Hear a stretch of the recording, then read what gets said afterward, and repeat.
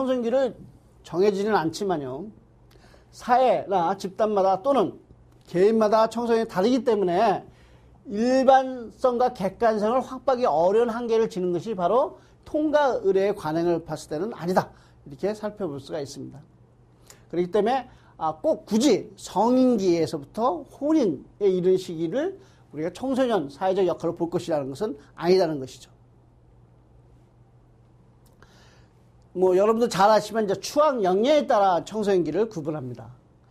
이것은 뭐 초등학교나 중학교 뭐 이런 교육에 따라서 일정한 연령층을 대상으로 학교 시설의 공교육 형태로 이루어진다는 특징으로 해서 청소년을 초등 취학자로부터 고등 졸업자까지 또는 중고 취학자로 한정시는 접근 방법이라고 얘기할 수 있습니다. 그러나 이도 용이하게 구분하긴 하지만 자이든 타이든 학교를 이탈해요. 학교 밖에 있는 근로 또는 학교 밖 청소년 이런 것은 어떻게 구분해야 할 것이냐.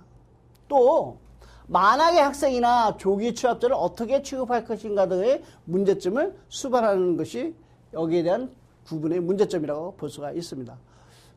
자, 세 번째는 심리적, 신체적 변화에 따라 구분하기도 하죠.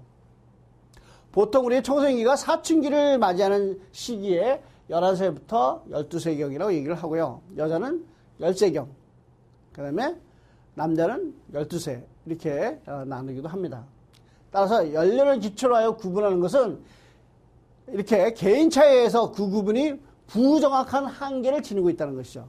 즉 개인에 따라서 사춘기의 시작 시기가 매우 다양할 뿐만 아니라 또 나타나는 양상도 일정치 않다는 것이 문제점이 될 수가 있습니다. 자, 그렇다면 이제 법률적으로 명확하게 할 수가 있는 것이겠죠. 보통 우리가 청소년 기본법, 그다음에 청소년 활동진흥법, 청소년 복지지원법에서는 9세부터 24세까지 우리가 청소년을 보고 있습니다. 그래서 법에서는 우리가 6법이 있는데요. 청소년 관련법의 6법을 우리가 보통 얘기하고 있습니다.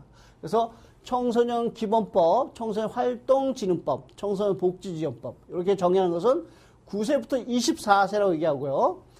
청소년 보호법, 아동 청소년 성보호에 관한 법률에서는 만 19세 미만, 따라서 그의 1월 1일은 제외한다. 이렇게 정의를 하고 있습니다. 하나 빠진 것이 뭐냐면 학교 밖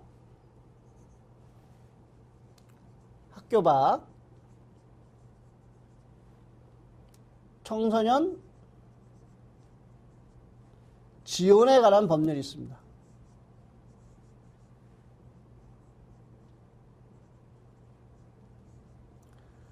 요의 정의는 이렇게 9세부터 24세 이렇게 얘기하지 않고 학교에 관계된 것이나 또 학교를 중도 퇴학을 한다든지 이런 개념에 대해서 재정립을 하고 있습니다. 자, 민법에서는 미성년자는 만 19세, 그쵸? 바뀌었습니다. 20세가 아닙니다. 그 다음에 아동복지법에서는 아동을 만 18세 미만으로 이게 정의하고 있고요. 자, 유엔에서는 15세부터 25세 이렇게 일률적으로 법률에서는 정하고 있습니다.